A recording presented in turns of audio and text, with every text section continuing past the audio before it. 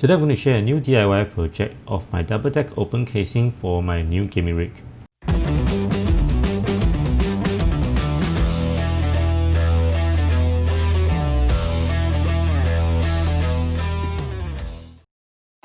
Hey, what's up everyone? Welcome to Gadgets and Toys. My name is Alan. Some of you may have seen my DIY video on my old open casing gaming rig. If you have not already seen that, the link to that video will be on the top right hand corner. My old gaming rig of 5 years have served me well, but issues have been arising for the past few weeks, mainly due to its aged motherboard. So I guess now is the best time as ever to change to a new gaming rig. As I've gotten myself a full ATX motherboard for my new gaming rig, I can't use the same single deck open casing for my new one, and this is why I need a new open casing for the new motherboard. After spending some time searching for a suitable open casing, I found a seller on Carousell named Roy who has over 650 positive reviews and maintaining a 5-star feedback. He's a very friendly and responsive seller. If you happen to be in the area of Singapore and would like to find out more about his listing, I'll be providing a link below in the description to his Carousell page.